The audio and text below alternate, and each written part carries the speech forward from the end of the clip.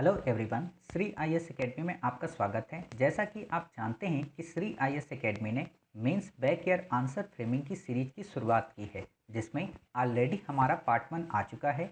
ये हमारा पार्ट 2 है। इसमें हम देखेंगे कि यूपीएससी के मेंस में 2014 में आए प्रश्न को कैसे आपको लिखना चाहिए। तो चलिए शुरू करते हैं। जैसा कि आप देख रहे हैं कि ये GS 3 का प्रश्न है, 2014 में पूछा गया है। 200 वर्ड्स में हमें इसे लिखना है। तो हम क्या करेंगे, सबसे पहले इस प्रश्न को पढ़ेंगे, इसको इनकोड करेंगे और फिर इसका उत्तर लिखेंगे। तो आप देखिए ये प्रश्न क्या है। प्रश्न है, बहुधार्मिक व बहुजाति समाज के रूप में भारत की विविध प्रकृति पड़ोस में दिख रहे अतिवाद के संघात के प्रति निरापद नहीं है। ऐसे वातावरण के प्रतिकार के लिए अपनाई जाने वाली रणनीतियों के साथ विवेचना कीजिए। देखिए, जब ऐसे प्रश्न आपको मिलते हैं, ठीक है, तो सबसे इम्पोर्टेंट रोल इसमें हो जाता है आपकी भाषा शैली का। अगर आपकी हिंदी में अच्छी पकड़ नहीं है तो आपको आता हुआ प्रश्न भी कठिन प्रतीत होगा। जैसे आप में से कई सारे लोगों को इस लाइन का मतलब कम समझ में आ रहा होगा कि संघात के प्रति निरापद का क्या मतलब है। ये एक तरीके से आप कह सकते हो शुद्ध हिंदी को यहाँ पे लिखा गया है, ठीक है। दूसरी चीज़ क्या है कि आपसे ऐसे भी प्रश्न पता होते हैं कि प्रतिकार के लिए अपनाई जाने वाली रणनीतियाँ। बेसिकली हिंदी मीडियम वालों के लिए यही दिक्कतें होती हैं कि उनको हिंदी के शब्द नहीं समझ में आ पाते, इसीलिए वो अपना बेहतर उत्तर नहीं कर पाते। इसके लिए हम आपको ये सुझाव देंगे कि आप जब भी ऐसे प्रश्नों को देखें तो आप क्या करें, आप उसका इंग्लिश ट्रांसलेट वर्जन ज़रूर देखें। इससे क्या होगा कि आपको अपने आप थिंकिंग प्रोसेस आपकी इतनी अच्छी हो जाएगी कि आप उसका आंसर गढ़ लेंगे। जैसे आप देखिए, संघात के प्रति निरापद आपको ऐसे नहीं समझ में आ रहा, लेकिन आप ऐसे देख लो, इम्यून टू द इम्पैक्ट। अब आपने कोविड-19 के दौर में इम्यून सिस्टम को लेकर काफ़ी बार पढ़ा है कि प्रतिरोधक क्षमता हमें कैसे डेवलप करनी है। तो संघात का क्या मतलब हो गया, प्रतिरोधक क्षमता अपने अंदर डेवलप करनी। क्लियर। रेडिकलिज्म का क्या मतलब हो गया, अतिवाद। क्लियर। आप हमेशा रेडिकल ग्रुप्स, रेडिकलिज्म सुनते हो, अतिवाद भले आप नहीं सुनते हो, तो आप समझ जाओगे अच्छा अतिवाद का मतलब है रेडिकलिज्म, और इसी का दूसरा मतलब क्या है, उग्रवाद। क्लियर। तो आप ऐसे इसको रिलेट कर सकते हैं, यानी कि इन शब्दों की परिभाषा को आपने पहले इनकोड कर लिया, ठीक। अब हम देखेंगे वास्तव में इस प्रश्न की इनकोडिंग क्या है। तो आप देखिए, सबसे पहले आपसे इसमें प्रश्न क्या कहा गया है, काफ़ी ध्यान से और काफ़ी अच्छे ढंग से इन बड़े प्रश्नों को आपको पढ़ना चाहिए, क्योंकि बहुत ही ज़्यादा कोडेड वर्जन में इसे लिखा गया है। तो आप देखिए लिखा क्या है कि बहुधार्मिक व बहुजाति समाज के रूप में भारत की विविध प्रकृति, यानी कि इसमें एक पार्ट क्या है कि भारत की जो विविधता है उसके बारे में बताया गया। फिर क्या लिखा है कि पड़ोस में दिख रहे अतिवाद के संघात के प्रति निरापद नहीं है। मतलब कि दूसरा है इसमें कि पड़ोस में जो रेडिकलिज्म, यानी कि नेबरहुड जो कंट्रीज़ हैं हमारी, उनमें जो रेडिकलिज्म की गतिविधियां बढ़ रही हैं, उनसे भारत बच नहीं सकता है। क्लियर। समझ गए इस लाइन का इनकोडिंग मतलब क्या है। इस लाइन का इनकोडिंग मतलब यही है कि भारत एक ऐसा देश जो बहुधार्मिक व बहुजाति समाज से पोषित है, जिसकी अपनी एक डाइवर्सिटी है।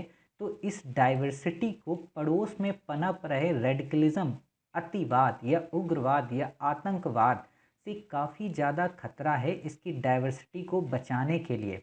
तो अगर हमें इस डाइवर्सिटी को बचाना है तो हमने वो रणनीतियाँ कौन सी अपनाई हैं इस बचाव के लिए, यानी कि ऐसे वातावरण के प्रतिकार के लिए, उन रणनीतियों की आप विवेचना करें, ठीक।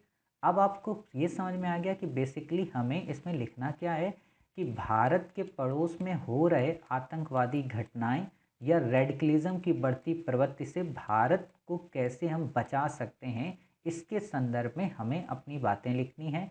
हमारी सरकार ने अभी तक जिन पॉलिसीज़ को अपनाया है उनका जिक्र करना है, और फिर हमें निष्कर्ष के तौर पर अपनी तरफ से कुछ सजेशंस देने हैं। क्लियर।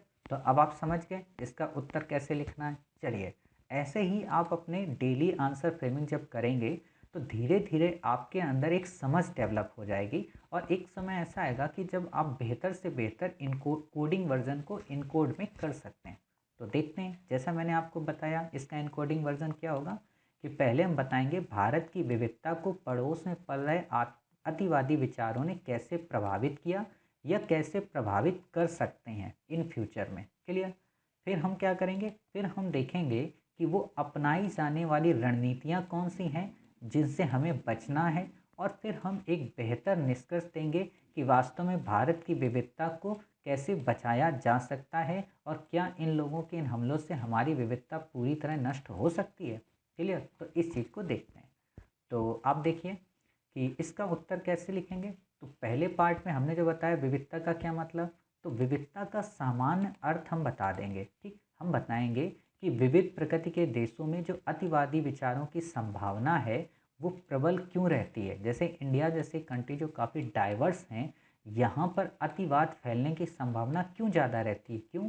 क्योंकि इन विचारों की जो बुनियाद है वो किसी धर्म से, किसी संप्रदाय से और किसी जाति के प्रति नफरत पर टिकी होती है। जैसे इंडिया में सबसे ज़्यादा पॉपुलेशन हिंदू की है, तो क्या होगा, हमारे पड़ोसी देश हमारे देश के मुसलमान भाइयों को ये कहेंगे कि आपको ये हिंदुओं से खतरा है, आप इन हिंदुओं से बच कर रहिए, उनके अंदर नफरत के बीज फैलाएंगे, उनको जिहाद का एक गलत मर्म समझाएंगे, और इस चीज़ से हमारे देश के मुसलमान या हमारे देश के जो युवा हैं वो भटक जाएंगे। इसी तरीके से हमारे देश के हिंदू भाइयों को कई सारे हिंदू ऑर्गेनाइजेशन या संगठन इन चीज़ों से प्रभावित करेंगे कि आपको मुसलमानों से बचकर रहना है, मुसलमानों के अंदर ये नफरत होती है, वो इस विचारधारा के व्यक्ति हैं। तो क्या होता है, ये सब धर्म के संप्रदाय के आधार पर ही तो हमारे अंदर रेडिकलिज्म को प्रमोट करते हैं। कई बार आप देखोगे कि जाति के आधार पर हमें इन बातों के लिए उकसाया जाता है। आप इंडिया में पिछले हाल के कई दिनों में देख रहे होंगे कि जाति के नाम पर कई सारे दंगे होते हैं, जाति के नाम पर कई प्रकार के अपराध होते हैं जो कि न्यूज़ चैनल्स में हमें देखने को मिलते हैं। वो क्या है, वो वही चीज़ तो है कि बचपन से भरी जा रही जो जाति के प्रति नफरत है कि ये जाति श्रेष्ठ है और ये जाति कम श्रेष्ठ है, उसी को दर्शाती है। क्लियर। तो यहाँ पर इस डाइवर्सिटी में ये प्रबल संभावना बनी ही रहती है किसी भी कंट्री में कि वहाँ अतिवाद के विचार पनप सकते हैं। ठीक। अब जब ये बातें आप बता रहे होगे तो इसी दिशा में अब आप अपने क्वेश्चन के उसी दूसरे पार्ट में आओगे कि पड़ोसी देशों में कैसे रेडिकलिज्म प्रमोट हो रहा। तो आप देखोगे इस्लामिक स्टेट के बारे में, आईएसआईएस, अलकायदा के बारे में, तालिबान के बारे में, इन्होंने किस प्रकार पड़ोसी देश को सॉफ्ट टारगेट किया है। चाहे अफ़गानिस्तान की बात हो, अफ़गानिस्तान में तो आप देखते हो आए दिन कोई ना कोई आतंकी हमला होता ही रहता है। ढाका में 2016 में आतंकी हमला हुआ था जो बांग्लादेश की राजधानी है। साथ ही आप देखोगे 2017 में पाकिस्तान में सूफी दरगाह पे हमला हुआ, और इसके पहले आपने देखा होगा 2015 के आसपास पाकिस्तान के एक स्कूल में काफ़ी सारे बच्चों को आतंकवादियों ने मार दिया था, जिसके संदर्भ में आप एक गाना भी सुनते हो, मुझे दुश्मन के बच्चों को पढ़ाना है। आपने देखा होगा कि मलाला यूसुफजई को इसीलिए कई सारे अलकायदा तालिबान संगठन के लोगों ने मारने की धमकी दी और कई बार अटैक भी किया, जिसके कारण उन्हें नोबेल का पीस प्राइज़ भी मिला। समझ गए। तो आप इन चीज़ों को देखते हो तो ये क्या दर्शाती हैं, ये यही चीज़ें तो दर्शा रही हैं। और आप इसी के तौर पर देखोगे कि कई सारे ऐसे कंट्री जिनके युवाओं को आईएसआईएस के द्वारा ब्रेन वॉश करके अपने एजेंडा में शामिल कर लिया जाता है, और इस संदर्भ में हमारे देश के ही नहीं बल्कि कई देश के युवा उसमें भर्ती हो जाते हैं। तो हमें अन्य देशों के संदर्भ में अपनी बात नहीं देखनी है, हमें अब ये देखना है कि हमारे देश के युवाओं को किस प्रकार भारत सरकार ने इस अतिवाद से रोकने के उपाय किए हैं। क्लियर। तो अब हम ये देखेंगे कि वास्तव में इन चीज़ों का ब्रेन वॉश होता कैसे। तो सबसे बड़ा जो ब्रेन वॉश का फीचर है वो क्या है, सूचना प्रौद्योगिकी, या आप कह सकते हो कम्युनिकेशन टेक्नोलॉजी के माध्यम से, लाइक फेसबुक, टेलीग्राम, इंस्टाग्राम, कई सारी वेबसाइट या कई सारी डार्क वेब की जो नेट साइट्स होती हैं उनके माध्यम से। आप देखोगे कि कई बार आप वर्ड सुनते हो हनी ट्रैप के संदर्भ में, आप कई बार वर्ड सुनते हो फिशिंग ट्रैप के संदर्भ में। ये सब वर्ड बेसिकली इन्हीं ट्रैपिंग से संबंधित हैं। अभी आप अगर पिछले 5 दिन पहले का अगर न्यूज़पेपर पढ़ रहे होगे या पढ़ रही होगी तो आपने उसमें सुना होगा कि कई सारे फेसबुक यूजर्स एक्टिव हुए हैं अभी हाल में पाकिस्तान में। क्यों? क्योंकि वो देख रहे हैं कि किसान मूवमेंट को हम किस प्रकार अपने फ़ायदे के लिए यूज कर सकते हैं। उनकी जो डायमेंशन है या उनकी जो एजेंडा है उसको हम किस प्रकार अपने हितों के लिए प्रोपोगेट कर सकते हैं, जिससे इंडिया की जो डाइवर्सिटी है, इंडिया की जो इंटीग्रिटी है, उसको हम हर्ट करें। क्लियर? तो ये सब चीज़ें आप देखोगे हमारी सुरक्षा एजेंसियां इस चीज़ को लेकर काफ़ी ज़्यादा अवेयर भी रहती हैं और वो पहले ही बता देती हैं कि हमें इन चीज़ों से कैसे बचना है। अब हमें ये देखना है कि वास्तव में हमें कैसे रणनीतियाँ अपनाई हैं और हमें कैसे अपनानी चाहिए।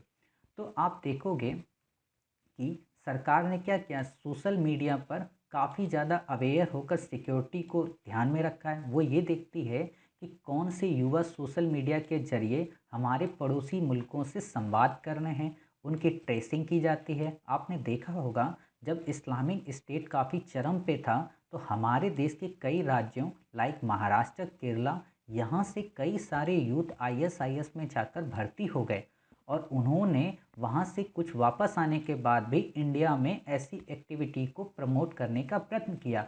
बट हमारे देश के जो सुरक्षा एजेंसियां थीं उन्होंने इस समस्या को काफ़ी अच्छे से टैकल किया। साथ ही आपने देखा होगा कि अतिवाद से बचने के लिए महाराष्ट्र और तेलंगाना ने क्या किया, डी रेडिकलाइजेशन जैसे इश्यूज़ को प्रमोट किया। मतलब जो लोग रेडिकल हो गए थे उनको समझाया गया, उनके अंदर विचारों का संपोषण किया गया और उन्हें बताया गया कि उन्हें किसी भी अपराध की सज़ा नहीं दी जाएगी बशर्ते वो अपने आप को रेडिकलाइज होने की जगह डी रेडिकलाइज कर लें। क्लियर? साथ ही आपने देखा होगा भारत सरकार ने कई सारे संशोधनों के माध्यम से एनजीओज़ की फंडिंग को ट्रांसपेरेंट बनाने का प्रयत्न किया कि इससे ये पता चले कि कौन सा एनजीओ फंडिंग किस हिसाब से यूज कर रहा है। साथ ही कई सारी धार्मिक ट्रस्ट या धार्मिक संस्थाएं, चाहे वो ईसाई मिशनरियाँ हों या फिर कोई मुस्लिम संगठन हो या फिर कोई हिंदू संगठन हो, इन सारी चीज़ों को ध्यान दिया गया कि हाँ इसमें कैसे पैसा आता है और इसका किस तरीके से मिसयूज हो सकता है। क्लियर? फिर आप देखोगे कि भारत सरकार ने जो युवा आईएसआईएस में शामिल हो जाते हैं या जिन युवाओं के मन में जिहाद के प्रति काफ़ी बुरे विचार आ जाते हैं उनकी काउंसलिंग की जाती है। लाइक जम्मू कश्मीर के लगभग जितने भी युवा हैं उनकी काउंसलिंग की गई और उनको इस बात के लिए प्रमोट किया गया कि वो देश की इंटीग्रिटी और देश की यूनिटी को प्रमोट करें, देश की डाइवर्सिटी का सम्मान करें, देश पे होने वाले इस रेडिकलिज्म से अपने आप को दरकिनार करें। क्लियर? इस बात की उनके अंदर काउंसलिंग की गई। आप देखोगे कि जो जिहादी साहित्य होते हैं या जो दस्तावेजेस होते हैं, चाहे वो फेसबुक पे हो या फिर अलग अलग वेबसाइट्स में, उनको प्रतिबंधित किया गया। तेलंगाना व महाराष्ट्र ने कैसा मॉडल अपनाया आपको मैंने बता ही दिया। फिर आप देखोगे कि कई सारे जो वित्तीय स्रोत हैं, जैसे आप कभी कभी न्यूज में सुनते हो कि फला संगठन को या फला आंदोलन को विदेशों से फंडिंग हो रही है, उस पर ध्यान दिया जाता है सुरक्षा एजेंसियों के द्वारा और उन सारी चीज़ों को एनआईए के द्वारा ट्रेस किया जाता है। क्लियर? और आपको पता हो कि जैसे जम्मू कश्मीर में युवाओं के रोजगार के विकास के लिए, अवसर की उपलब्धता बढ़ाने के लिए उड़ान जैसी स्कीम्स को भी उपयोग में लाया गया, ताकि जब युवा रोजगार में संलग्न हो जाएगा तो फ्री नहीं होगा और जब फ्री नहीं होगा तो उसके मस्तिष्क में कोई बुरे विचार नहीं पनप पाएंगे। और आपको पता हो वैसे भी कहा जाता है कि खाली जो दिमाग होता है वो शैतान का दिमाग होता है।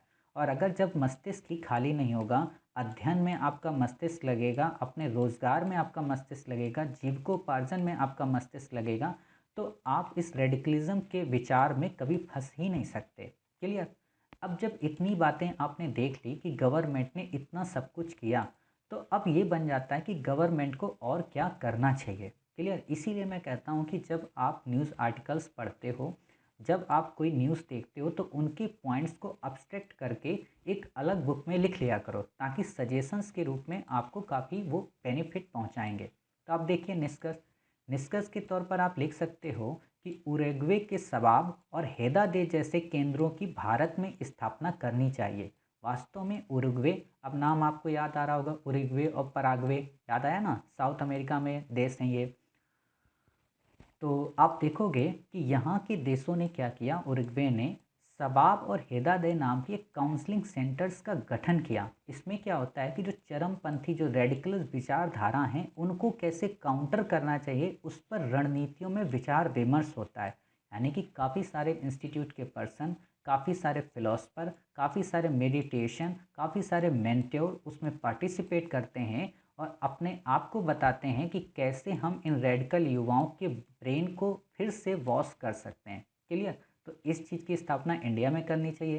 साथ ही आपको पता हो कि अगर हमारी मॉडर्न एजुकेशन में वैल्यूज़ को प्रमोट किया जाए तो इंडिया की यूनिटी की महत्ता बढ़ जाती है। साथ ही हमें उनको इस बात से अवेयर करना चाहिए कि उनका हित किस में है। उनको ऐसी बातों के लिए पुष्टि प्रदान करनी चाहिए जो देश के प्रति उनकी भक्ति को प्रमोट करे। उन्हें हमारे फाउंडिंग फादर्स के जितने भी रोल्स हैं उनको एक्सप्लेन करना चाहिए। उन्हीं के परिवार, उन्हीं के गांव और उन्हीं मोहल्ले के किसी एक आइडियल पर्सन को एक एग्जाम्पल के तौर पर सेट करना चाहिए और सरकार को कई सारी स्कीम्स और अन्य रोजगार के अवसर उपलब्ध कराकर उन्हें मुख्य धारा में लाने का प्रयत्न किया जाना चाहिए। इन सब से हम भारत की विविधता, भारत की एकता और अखंडता को अक्षुण्ण रखने का पूर्ण प्रयत्न कर सकते हैं। ऐसा आप अपना एक निष्कर्ष दे दें। क्लियर? तो आप समझ गए होंगे कि हमने इस प्रश्न को काफ़ी अच्छे से कैसे टैकल किया। उम्मीद है आपको इस प्रश्न का ये आंसर फ्रेम काफ़ी अच्छा लगा होगा। साथ ही इस प्रश्न के उत्तर लेखन का जो प्रारूप है वो भी आपको समझ में आया होगा। मिलते हैं नेक्स्ट प्रश्न में, तब तक अपना ख्याल रखिए और स्वस्थ रहिए।